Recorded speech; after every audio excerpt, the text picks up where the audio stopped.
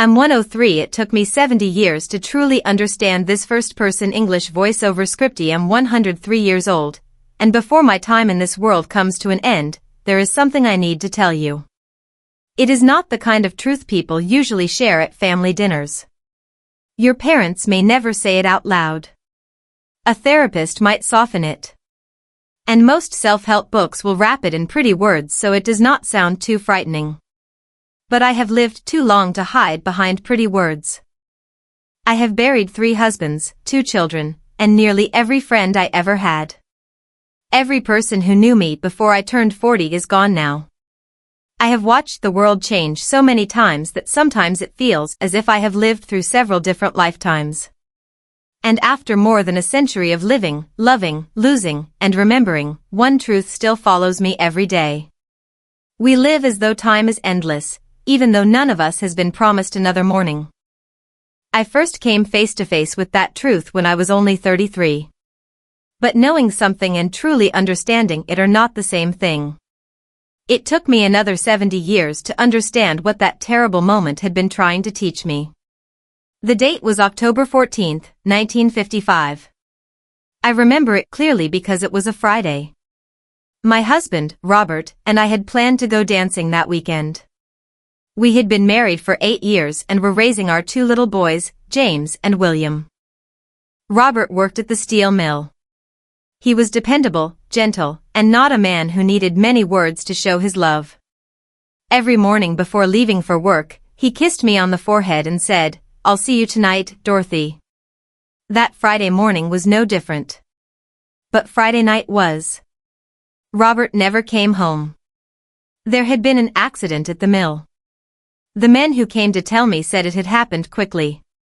They assured me that he had not suffered. People always say that when they bring you news that breaks your life in two.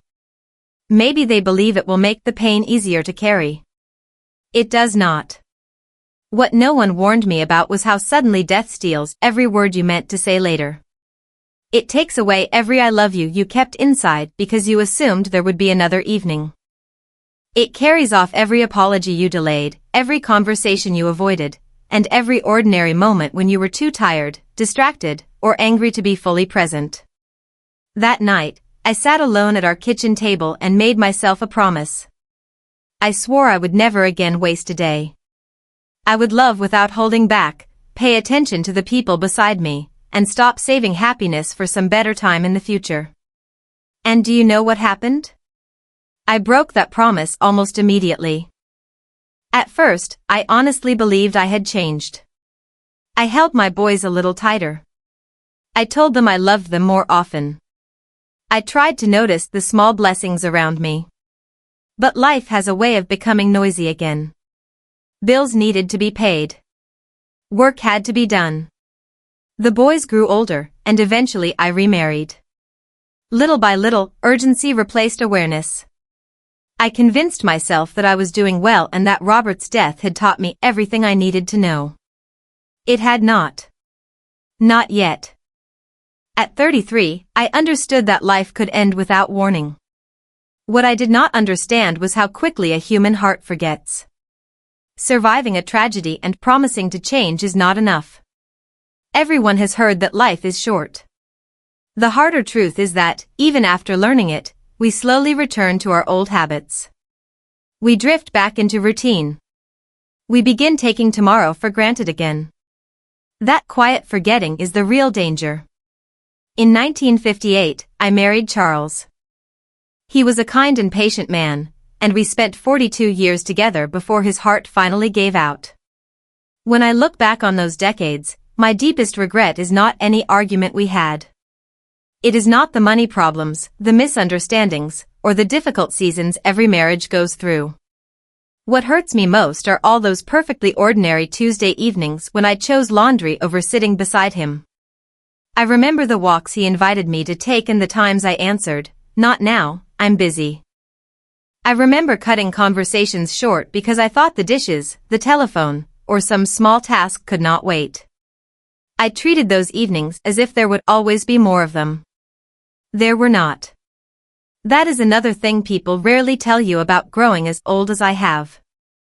You do not lose the people you love only once. You lose them again and again inside your memories. Each time their face returns to you, another forgotten moment may come with it. You recall a story you only half listened to. You remember a hug you ended too quickly because you had somewhere else to go. You see all the chances you had to love them better. My son William died of cancer in 1987. He was only 45, and I was 65.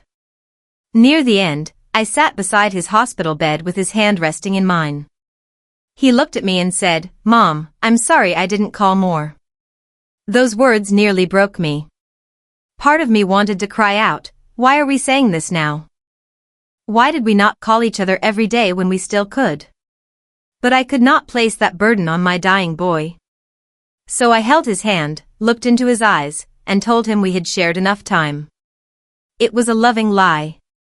There is never enough time with someone you truly love. My third husband, Frank, died 2 years ago at the age of 98. We had been together for 21 years. You might imagine that after losing Robert, Charles, and William, I had finally learned to treasure every minute. I wish I could tell you that I had. Even then, I sometimes looked at my phone while Frank was talking.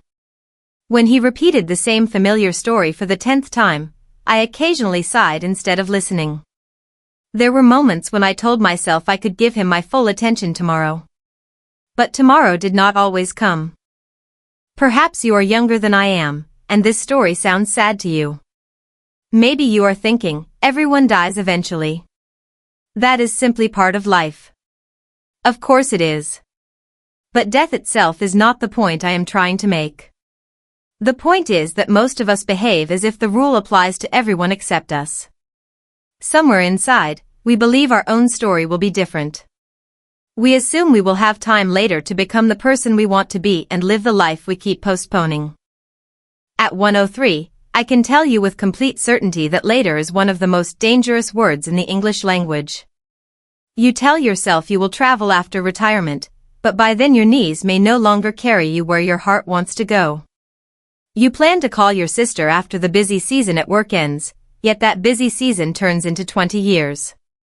Then one day, her number is still in your telephone, but she is no longer there to answer. You say you will write the book, learn the language, take the trip, forgive the old hurt, or have the honest conversation when you have more time or more money. But the perfect moment rarely arrives. The cruel part is that you already have time. You simply do not recognize its value while it is still in your hands. We trade our hours for things that mean almost nothing.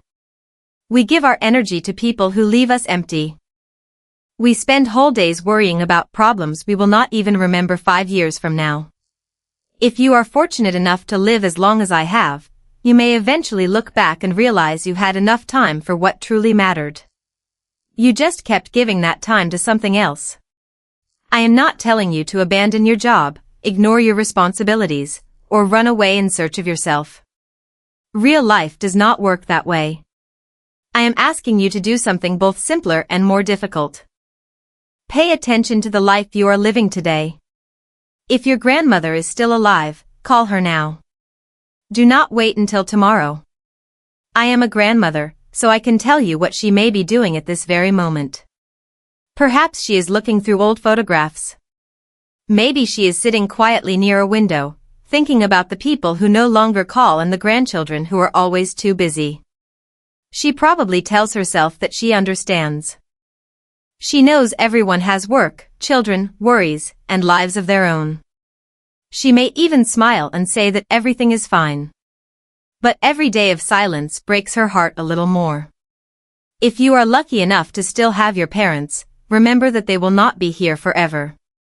After they are gone, the old disagreement from 5 years ago will suddenly seem very small. You will not care that they could be difficult or that they sometimes failed to understand you. What will stay with you are the calls you never made, the visits you postponed, and the afternoons when you could have simply sat beside them but chose something else. I know because I am that parent now. I once had 2 sons. William has been gone for 38 years. James is 76 now. He visits me every Sunday, whether it is raining or the sun is shining. He is a wonderful son, and I am deeply grateful for him. Still, it never feels like enough. That is not because James has failed me. It is because love always wants one more hour. Every Sunday, I watch him walk toward his car, and a question passes through my mind: will I see him again? At my age, any goodbye may be the final one. That is not me being dramatic. It is simply mathematics. But you must understand that youth does not protect you from final goodbyes. Any goodbye could be your last one too. You just find that harder to believe when you are young. I have a great-great-granddaughter named Sophie. She is 16 years old.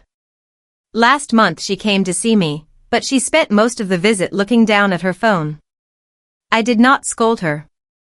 At 16, a message from a friend feels urgent, and an ancient great-grandmother seems as if she has always been here and always will be. But I will not. Someday, when Sophie is older, she may remember that visit. She may picture me sitting across from her and realize that she spent our time together staring at a screen. The memory may hurt in a way she cannot imagine today. That is the pain I want to spare you, the regret of being absent while your body was in the room. Big mistakes can sometimes be forgiven or repaired. Quiet absence is different.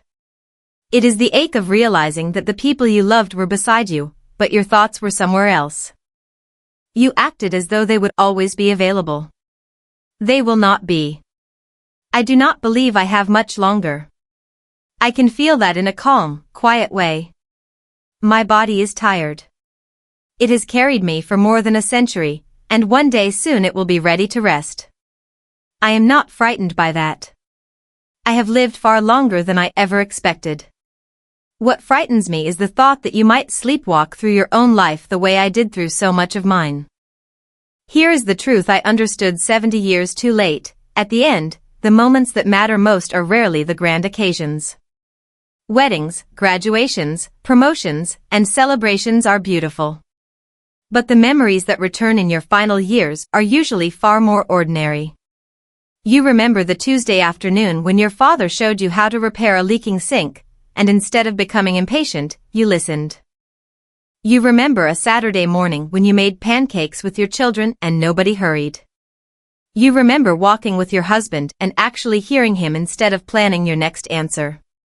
Those plain, unglamorous moments are the heart of a life. They are precious because, for a little while, you were completely there. And those moments are available to you today. You must choose them on purpose because the world is always trying to pull your attention away. Your phone wants you. Your work wants you. Your ambitions, worries, fears, and endless list of tasks all demand another piece of you. If I could return to that 33-year-old woman sitting in the kitchen on the night Robert died, I would not tell her simply to make a promise. I would tell her the truth. Dorothy, you are going to forget. You will break this promise many times because you are human, and human beings drift. Your job is not to be perfect. Your job is to notice when you have wandered away and come back. That is what I want you to remember. Come back. When busyness steals your attention, come back. When you catch yourself taking someone for granted, come back. Return to the person speaking to you. Return to the hand holding yours. Return to the room, the conversation, the laughter, and the love that are here right now. Do it imperfectly, but do it again and again. I have been alive for more than 37,000 days. Yet I could probably count on two hands the days when I was fully present from morning until night. That is my greatest regret. It is not that I failed to earn more money, collect more praise, achieve more, or travel farther. It is that I was physically alive while moving through too much of my life half asleep. Please do not repeat my mistake. Do not wait 70 years to understand what I am telling you. Do not wait until the people you love are gone before realizing that you could have loved them more carefully while they were still here. When this story ends, call someone you love. Sit beside someone without reaching for your phone. Look at the people in your life, really look at them, while they are still here to be seen. Listen to their familiar stories, even if you have heard them 10 times. Stay for the extra cup of coffee. Take the walk. Make the visit. Say the words. Because I promise you, with everything I have left, the future you keep waiting for is not guaranteed. Later does not always come.